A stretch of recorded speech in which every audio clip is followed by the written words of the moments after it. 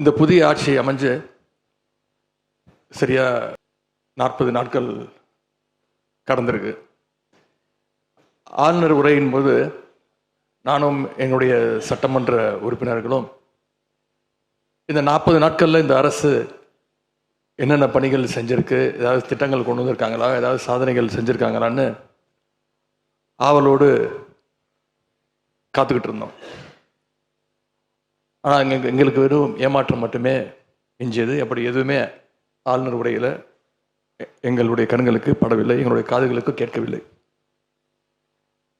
அதே ஒரு நம்பிக்கை வாக்கெடுப்பின் பொழுது நான் பேசும்பொழுது குறிப்பிட்டு பேசினேன்.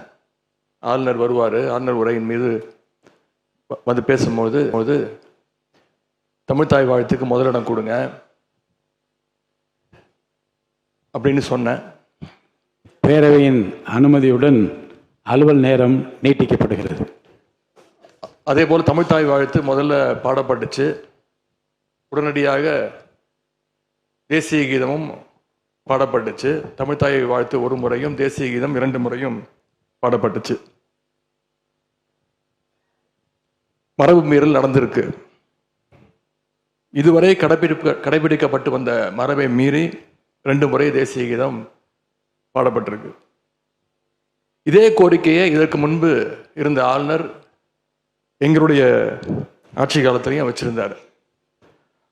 ஆனால் எங்களுடைய தலைவர் அப்பொழுது மிக உறுதியாக இருந்து இந்த அவையுடைய இறையாண்மையை நாங்கள் பாதுகாத்திருக்கிறோம்.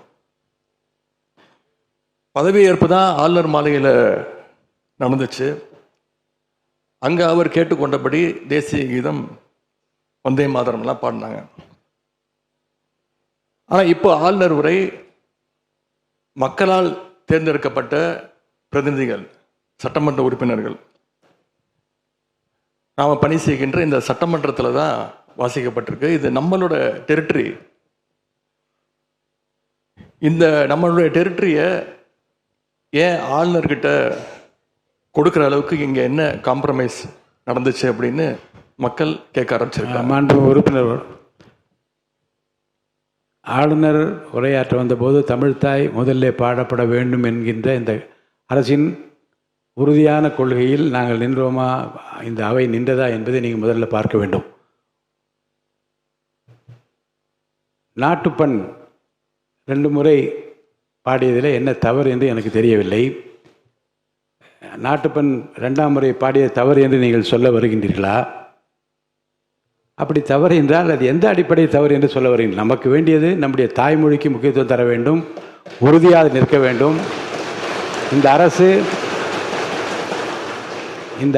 எந்த சர்ச்சையும் ஏற்படுத்தாமல் நிதானமாக உறுதியாக தாய் தமிழ்தான் எங்களுக்கு அடிப்படை என்பதை வைத்து தமிழ்த்தாய் வாழ்த்தை பாட வைத்தார்களா இல்லையா? அந்த தமிழ்த்தாய் வாழ்த்தை பாட முடியாமல் வேறு விதமாக இந்த அவை திசை திருப்பப்பட்டு பல்வேறு பிரச்சனைகளுக்கெல்லாம் ஆளான காரணங்களெல்லாம் 22ஆம் ஆண்டு பார்த்தோம், 23 பார்த்தோம், 24 பார்த்தோம், 25 பார்த்தோம், 26 பார்த்தோம். இந்த ஆண்டு தமிழ்த்தாய் வாழ்த்தை முதலில் பாட வைத்து தேசிய கீதத்தை 2 முறை பாடியதில் எந்த தவறும் இருப்பதாக நாங்கள் கருதவில்லை.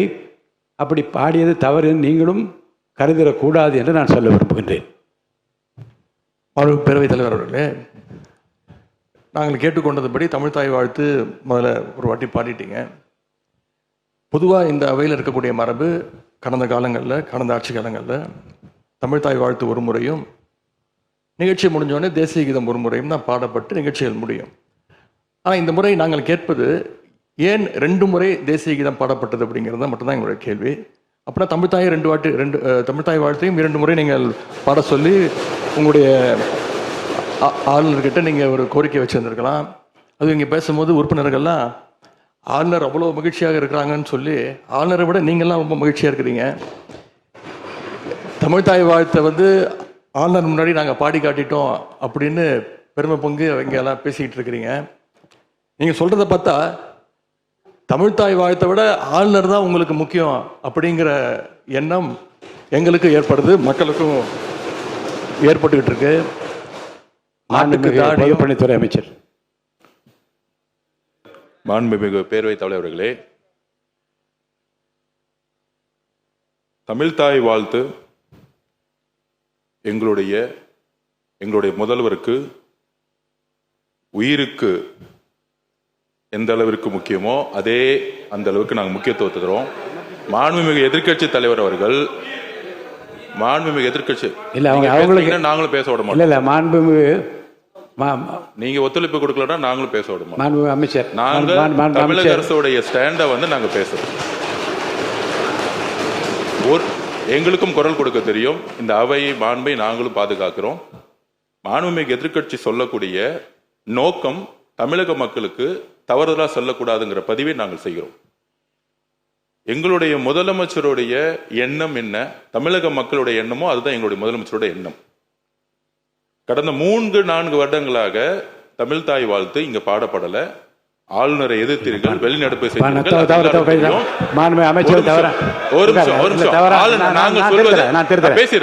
பேசி முடிக்கிறேன். ஆளுநர் முன்பு ஆளுநர் முன்பு மாண்புமிகு அமைச்சர் அவர்கள் தமிழ்தாய் வாழ்த்து பாடப்பட்டது. இல்ல நான் சொன்னது, நான் கருத்து என்னன்னா ஆளுநர் முன்பு பாடப்பட்டது கிடையாது. அதுதான் நான் சொல்ல வரேன். நான் பேசிடுறேன். ஆளுநர் புறக்கணித்தார், அதற்கு பின்பு பாடப்பட்டது. ஒரு நிமிஷம் நான் பதிவு பண்ணி ஒரே நிமிஷம் நான் பதிவு பண்ணிடுறேன். நான் எங்களுடைய பதிவை நாங்கள் பதிவு பண்ணிடுறோம். அதில் சொன்ன வார்த்தைகள் எங்களுக்கு கஷ்டமா இருந்துச்சு. காம்ப்ரமைஸ்ங்கிற வார்த்தை எங்களுக்கு கடினமாக இருந்துச்சு. நாங்கள் திருப்பியும் நாங்கள் பதிவு பண்ணிக்கிறோம். எந்த விதமான காம்ப்ரமைஸும் கிடையாது. தமிழ்தாய் வாழ்த்தை முதலில் பாடப்பட்டது எங்களுடைய முதலமைச்சருடைய வெற்றி, தமிழக மக்களுடைய வெற்றிங்கிறத நாங்கள் பதிவு பண்ணி எந்த காம்ப்ரமைஸும் இங்கே நடக்கல. அதை நாங்கள் பதிவு பண்றோம். மாண்புமிகு உறுப்பினர் பேரவைத் தலைவர்களே, நாங்கள் மீண்டும் அதான் கேட்குறோம். தமிழ்தாய் வாழ்த்து ஒரு முறை பாடிட்டீங்க, அதுக்கு வாழ்த்துக்கள்.